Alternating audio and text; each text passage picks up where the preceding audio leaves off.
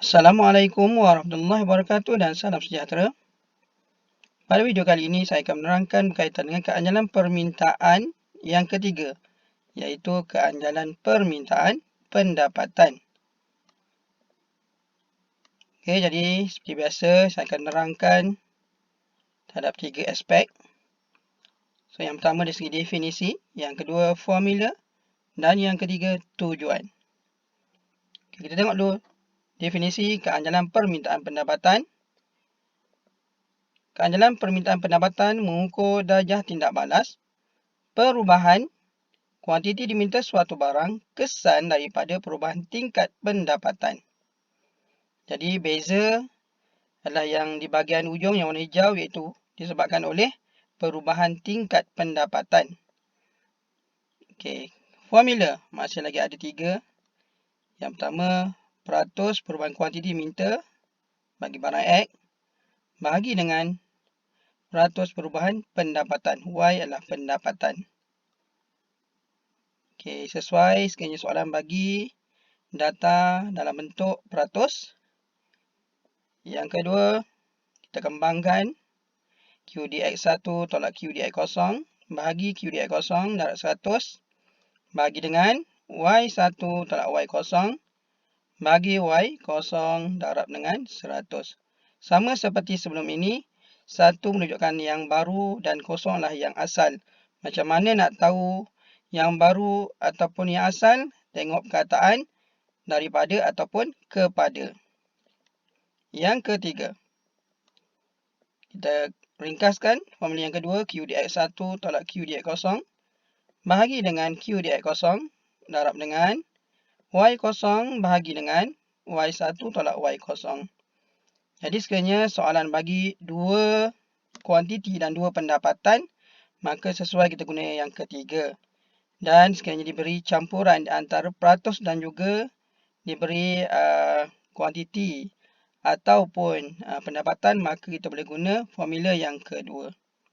Okey, tujuan. Tujuan kita mengira keanjalan permintaan pendapatan adalah untuk mengetahui jenis-jenis barang. Okey, jadi kita kena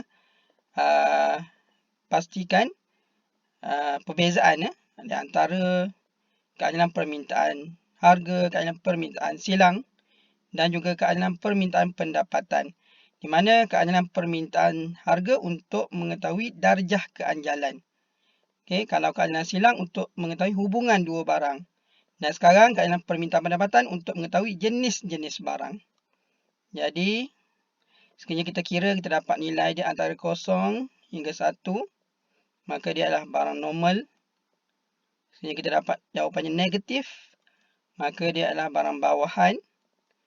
Sekiranya kita dapat 0, maka ia adalah barang mesti. Dan sekiranya kita dapat lebih besar daripada 1, maka dia adalah barang mewah. Jadi terdapat 4 barang, barang normal, barang bawahan, barang mesti dan barang mewah. Okey, barang normal nilai keanjalan antara 0 hingga 1. Okey, barang bawahan negatif, barang mesti 0 atau sifar dan barang mewah lebih besar dari 1. Okey, jadi kita akan teruskan dengan contoh soalan. Jadual menunjukkan pendapatan kuantiti diminta barang A, barang B, barang C dan barang D. Okey, jadualnya seperti berikut. Diberi dua tingkat pendapatan iaitu 2,000 dan 7,000. Kemudian kuantiti barang A, barang B, barang C dan barang D. Jadi berdasarkan jadual di atas, kirakan nilai keanjalan pendapatan bagi barang A, B, C dan D. Apabila tingkat pendapatan meningkat. Okey, tingkat pendapatan meningkat daripada 2,000 kepada 7,000. Tentukan apakah jenis barang-barang tersebut. Okey, jadi yang pertama kita nak tahu barang A. Apakah jenis barang A? Maka pendapatan kita dah ada, maksudnya 2,000 kepada 7,000 dan kita ambil kuantiti untuk barang A. Okey, jadi formula kerana kita dah ada dua pendapatan, dua kuantiti, maka lebih mudah kita pakai yang ketiga, formula yang ketiga. QDA1 tolak QDA0 bahagi dengan QDA0 darab dengan Y0 bahagi dengan Y1 tolak Y0. Okey, jadi kita akan masukkan pendapatan dalam formula bahagian pendapatan dan kuantiti barang A di bahagian formula untuk kuantiti. Jadi pendapatan 2,000 naik kepada 7,000. Kuantiti daripada 4 jadi 20. Okey, jadi kita masukkan dalam formula 20 tolak 4 bahagi dengan 4 darab dengan pendapatan 2,000 bahagi dengan 7,000 tolak 2,000. Maka kita dapat 16/4 darab dengan 2,000 bahagi dengan 5,000. Maka kita akan dapat 4 darab dengan 0,4, kita dapat 1,6. Jadi kita dapat jawapannya, nilai keanjalannya adalah 1,6. Jadi sama juga seperti mana keanjalan yang sebelum ni, nilai keanjalan dia tak ada unit. Kita hanya tulis 1,6 sahaja. Okey, jadi apakah yang dimaksudkan dengan 1,6? Apabila pendapatan meningkat 1%, macam mana kita tahu pendapatan meningkat? Dalam soalan dah beritahu. Okey, pendapatan meningkat 2,000 kepada 7,000. Kenapa 1%? Sebab kita bahagi dengan pendapatan, kita akan dapat 1 lah. Okey, maka jumlah permintaan barang A akan meningkat sebanyak 1,6%. Okey, jadi kerana nilai positif, kita dah belajar sebelum ni, dua-dua naik atau dua-dua turun. Okey, sekiranya positif bermaksudnya pendapatan meningkat, kuantiti juga akan meningkat. Dua-dua naik. Okey, jadi apabila pendapatan meningkat 1%, maka kuantiti permintaan barang A juga akan meningkat sebanyak 1,6%. Okey, jadi barang A adalah barang mewah. Kenapa barang mewah? Sebab nilai keanjalannya lebih besar daripada 1, positif dan lebih besar daripada 1, iaitu 1,6. Okey, ini adalah barang A. Seterusnya, kita nak tahu pula untuk barang B. Okey, bagi barang B, sama, masih pendapatan yang sama, 2,000 kepada 7,000. Kuantiti kita akan ambil barang B. Okey, daripada 10 yang asal, nanti akan jadi 5 yang barulah. Masukkan formula sama, cuma tukar ikut jenis barang lah. Jadi kalau tadi QDA, sekarang QDB. 1 tolak QDB kosong. Bagi QDB kosong darab dengan Y kosong. Bagi dengan Y1 tolak Y kosong. Okey, pendapatan akan masuk. Kita letakkan tempat pendapatan. Kuantiti, kita ambil kuantiti barang B. Letakkan di bahagian kuantiti. Okey, jadi kita akan, pendapatan kita ada 2. Kemudian kita masukkan kuantiti lah. Okey, kuantitinya 10 dan 5. Okey, jadi kita masukkan 5 tolak 10. Bahagi dengan 10 darab dengan 2,000 bahagi dengan 7,000 tolak 2,000. Jadi negatif 5 bahagi 10 darab dengan 2,000 bahagi dengan 5,000. Okey, negatif 0,5 bahagi dengan 0,4. Maka nilai keanjalannya adalah 0,2. Negatif 0,2. Okey, jadi yang dimasukkan dengan 0,2, negatif 0,2 adalah apabila pendapatan meningkat 1%, maka kuantiti permintaan barang B akan menurun sebanyak 0,2%. Okey. Jadi dapati pendapatan meningkat dan kuantiti permintaan B menurun. So, meningkat menurun merujuk kepada negatif. Negatif ataupun songsang lah. Maksudnya satu naik, satu turun. Itulah yang ditunjukkan oleh negatif. Okey, jadi barang B adalah barang bawahan. Kenapa? Sebab nilainya adalah negatif, iaitu negatif 0,2. Okey, seterusnya. Kita nak tahu pula apa dia jenis barang C. Okey, sama pendapatan. Dan kita ambil kuantiti barang C. Masukkan dalam formula, cuma kita tukar formula jadi QDC1 tolak QDC kosong bahagi dengan QDC kosong darab dengan Y kosong bahagi dengan Y1 tolak Y kosong. Jadi pendapatan 2,000 dengan 7,000. Kuantiti C adalah 8 dengan 9. Kita akan masukkan di bahagian kuantiti.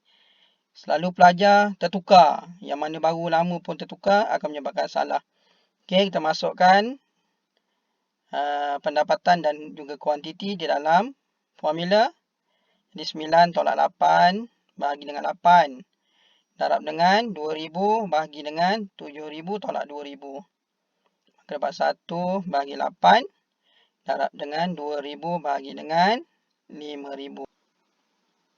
Okey, 0.125 darab dengan 0.4. Maka kita dapatlah nilai keanjalan adalah 0.05. Okey, so positif. Maka bila positif dapatlah kita terangkan apabila pendapatan meningkat 1%, maka kuantiti permintaan barang C akan meningkat sebanyak 0.05%. Jadi dia positif maka dua-dua naik. Okey, pendapatan meningkat, kuantiti permintaan barang C juga meningkat. Jadi barang C adalah barang normal ataupun barang normal kategori keperluan kerana nilai keanjalannya adalah 0.05 positif dan nilainya kurang daripada 1. Maksudnya antara 0 hingga 1. Seterusnya, kita pergi kepada barang D. Okay, pendapatan. Kita akan yang samalah. Okay, nak tengok barang D. Okay, formula QD1. QD-D1 tolak QD-D0 bagi dengan QD-D0 darab dengan Y0 bagi dengan Y1 tolak Y0. Okay, pendapatan sama dan untuk kuantiti kita ambillah kuantiti barang D. Kita akan masukkan dalam formula. Pendapatan 2000 dan 7000 dan kuantiti 10 dengan 10. Yang baru juga 10, yang asal juga 10. Okay, masukkan dalam formula. 10 tolak 10 bagi dengan 10 darab dengan 2000 bagi dengan 7000 tolak 2000. Maka kat sini kita dapat 0 bagi dengan 10 darab dengan 2000 bagi dengan 5000. Okey, jadi kita akan dapat 0 darab dengan 0.4. Maka kita dapat nilainya adalah 0. Jadi nilai keanjalan pendapatannya adalah 0. Jadi apa dimaksudkan dengan 0? Apabila pendapatan meningkat 1%, maka kuantiti permintaan barang D tidak berubah. Okey, jadi bila tidak berubah, barang D adalah barang mesti. Barang mesti. Kerana nilai keanjalannya adalah 0. Jadi kalau kita tengok dalam jadual pun, yang asal 10, yang kuantiti yang baru juga 10. Jadi kuantiti tidak berubah. Okey, jadi itu adalah penerangan berkaitan dengan keanjalan permintaan pendapatan. Okey, di mana kita dah tengok dari segi definisi, formula dan juga tujuan. Tujuannya adalah untuk mengenal pasti atau mengetahui jenis-jenis barang. Okey, jadi barang ke situ ada 4. Yang pertama barang normal, yang kedua barang bawahan, kemudian kita ada barang mesti dan kita ada barang mewah. Barang mewah lebih besar dari 1. Barang bawahan negatif. Okay? 0 adalah mesti dan antara 0 dengan 1 adalah barang normal. Okay, setakat itu sahaja. Sekian. Terima kasih.